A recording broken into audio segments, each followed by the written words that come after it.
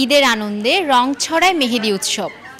ঈদ মানে হাতে মেহেদি দেওয়া এবং বন্ধুবান্ধবদের সাথে আনন্দের ঝলক। ছোট বড় সকলেই মেতে ওঠে ডিজাইন এবং গল্পের ভেলায়। মেহেদির এই উৎসব শুধু একটি সাজ নয়, এটি ঈদের আনন্দের এক অপার অনুভূতি, যেখানে ভালোবাসা মিশে থাকে প্রতিটি রঙে, প্রতিটি আলপনায়। আমাদের তো হচ্ছে প্রতি বছরই ফেস্টিভ্যাল হয়, দুইবার হয়, একবার কুরবানের সময় আর একবার ঈদের সময়। মেহেদি তো হচ্ছে আমাদের মেয়েদের একটা ইমোশনাল জায়গা বলা যায়। সে জায়গা থেকে আমি বলবো হচ্ছে আপনারা সবাই আসবেন আমাদের ফেস্টিভ্যাল। আজকে থেকে আমাদের ফেস্টিভ্যাল শুরু হয়েছে, 6 তারিখ পর্যন্ত, চাঁদ রাত পর্যন্ত চলবে আর কি। সবাই আসবেন, সবাইকে আমন্ত্রণ করতেছে আমাদের এখানে আসার জন্য। যে মেহেন্দি ফেস্টিভ্যালটা হয় ঈদ উপলক্ষে, তো ঈদ উল ফিতরও হয়েছে, ওখানে হিউজ আমরা ক্লায়েন্ট আপুদের পেয়েছি। তারপর আমাদের 50 জনের মতো আপনার মেহেন্দি আর্টিস্ট ছিল। তো এবারও তার ব্যতিক্রম নয়, আমাদের তার মধ্যে 20 জন আপু এখানে উপস্থিত আছেন।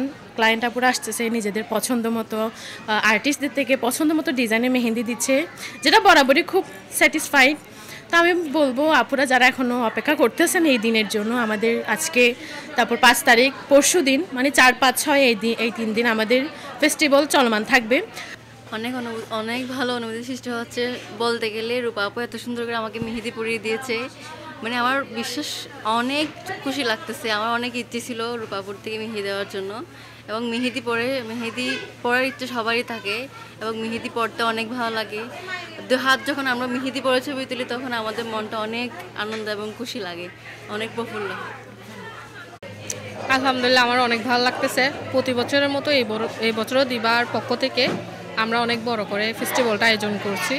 এখানে সবাই আসতেছে, মেহেদি দিচ্ছে, ভালোই লাগতেছে আলহামদুলিল্লাহ। এখানে সবাই আসতেছে, মেহেদি পড়তেছে, পরে আবার চলে যাচ্ছে।